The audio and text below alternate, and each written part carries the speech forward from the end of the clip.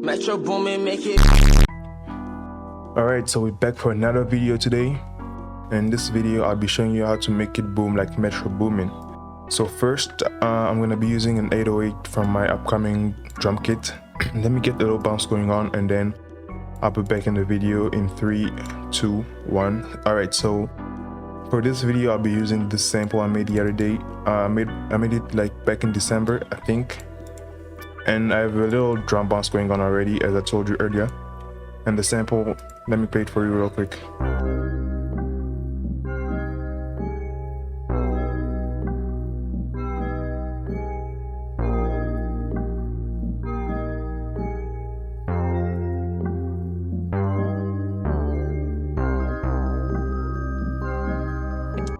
Alright, so as you can see, it's really dark, kind of like Without Warning vibes, Savage Mode vibes. Alright, so the first plugin I'll be showing you in this video is the Fruity Wave Shaper. Let me load it real quick. Where are you? Alright, so here it is. It looks pretty simple and it really is simple to use. So what it does basically, it's kind of like adds distortion to your video, not your videos, to your 808. So if I move this up, let me play the 808 solo. You see, it's getting beefier.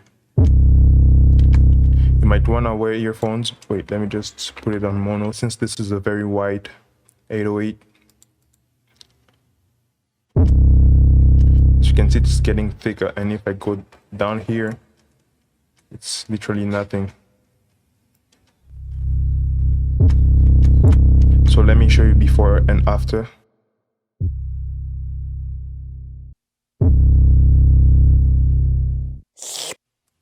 You can see it's much more distorted. So basically you are like reshaping the waveform of your 808 to add more harmonics to it. For the next VST, I have saturation knob, which kinda has the same purpose but works differently. So, and all of these are free. This one is stock FL, this one is completely free. So this is giving you control over which harmonics you want to keep. So if I enable keep the low, it's gonna keep the lows, and if I increase the saturation,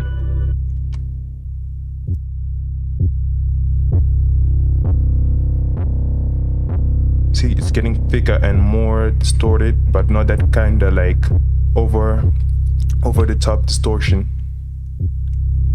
But if you want that, you can also increase here and keep the highs.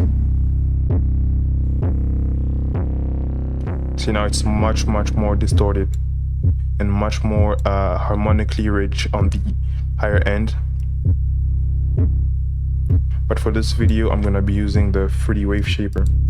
And also, if you wanna make your kicks really hard, you can also use this. Let me show you with the distortion. It really makes it much harder. Let me just disable it real quick and then show you a before.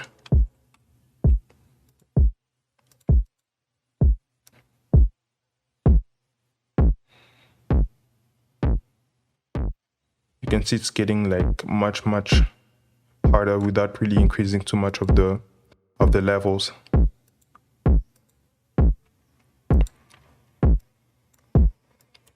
I like keeping it on neutral for this,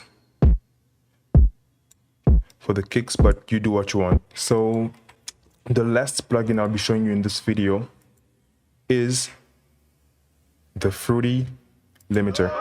So you might be thinking, what are you doing with this? Like, people are sleeping on this VST because they always think that it's a bad VST. But Nick Mira the Great has shown me that this is a really good plugin. So let me show you to use it. You wanna disable all of these, like you wanna put them to 0. And then what you wanna do next is you wanna increase the gain. And then like the threshold, you wanna reduce it to like minus 0.2 dBs or 98%. And then you want to increase the gain. So you see it's much harder. If you want it to give like the clipping effects but without clipping on the master, you want to decrease the gain but also decrease the ceiling. So it kind of sounds like it's getting distorted with the clipping, but it's not clipping at all. Like there's still some headroom up here. So this helps a lot with keeping a clean mix. So now I'm gonna finish the beat and I'll see you in the next video.